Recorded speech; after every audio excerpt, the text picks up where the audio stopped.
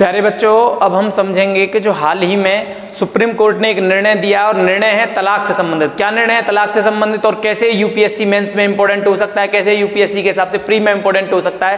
पहले बेसिक की बात करते हैं और फिर उसके बाद करते हैं क्या मुद्दा है और कैसे ये संविधान में जुड़ेगा और कैसे इससे सवाल बनेगा। यूपीएससी प्री का सवाल कैसे बनेगा, यूपीएससी मेंस का सवाल कैसे बनेगा और साथ ही साथ इसके अदर छोटे छोटे कंपटीशन में इसका क्या यूज हो सकता है, समझेंगे।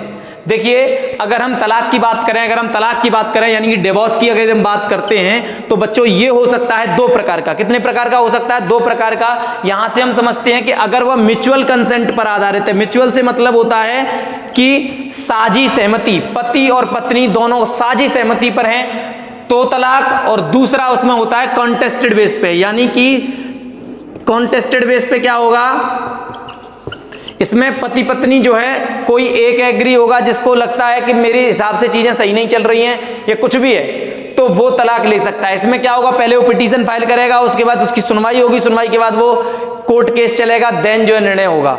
अब इसमें क्या होगा कि वो उस पर किसी भी तरीके की चीजें अप्लाई कर सकता है, किसमें ये है वो, यानी ये केस से डिसाइडेड होगा। तो मुद्दा जो यूपी अभी हाल ही में सुप्रीम कोर्ट ने जो निर्णय दिया वो दिया म्यूचुअल कंसेंट के आधार पर।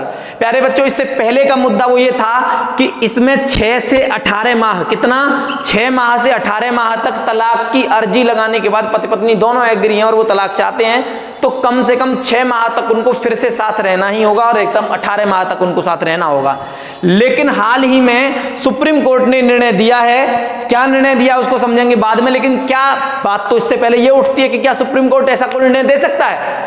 क्या कोई भी सुप्रीम कोर्ट ने जो निर्णय दिया है उसको बदल सकता है? पहले से जो कानून है, पुराने बने गए कानूनों को सुप्रीम कोर्ट बदल सकता है क्या?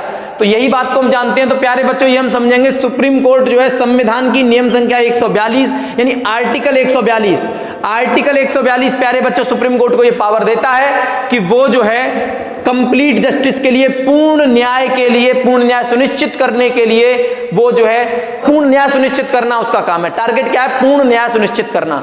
तो संविधान की आर्टिकल 142 सुप्रीम कोर्ट को ये पावर देता है कि वो पूर्ण न्याय सुनिश्चित करे, कंप्लीट जस्टिस जो है दे। तो इसी चीज को ध्यान में रखते हुए सुप्रीम कोर्ट ने अब क्या निर्णय दिया है हाल ही में, वो निर्णय ये है कि तलाक अब जो हो पाएगा अगर दोनों पति पत्नी एग्री हैं और सुप्रीम कोर्ट को ऐसा लगता है, अगर सुप्रीम कोर्ट को ऐसा लगता है कि दोनों एग्री हैं तो क्या होगा कि यह 6 माह से पहले भी तलाक दिया जा सकता है। जो पहले बाइंडिंग था 6 माह रहना ही पड़ेगा, अब क्या है कि 6 माह से पहले भी तलाक दिया जा सकता है। इसमें पति पत्नी रिक्वेस्ट कर सकते हैं, लेकिन बात मेन होगी किसकी? सुप्रीम कोर्ट की, यानी कि बात मेन कोर्ट की होगी। यहाँ पे कोर्ट का मतलब सुप्रीम कोर्ट से मैं इसलिए बोल रहा हूँ क्योंकि वो सबसे बड़ी अदालत है। तो बात यहाँ पे कोर्ट की, अगर उसको लगता है तो फिर ये मामला जो है दे दिया जाएगा। अब प्यारे बच्चों, यदि हम बात करें तलाक जो है कहां आता है, तो ये आता है हिंदू मैरिज एक्ट में। हिंदू मैरिज एक्ट के अंतर्गत ये आता है। और हिंदू मैरिज एक्ट कब आया है? 1955 में आया। 1955 की धारा 13B के अंतर्गत ये आता है।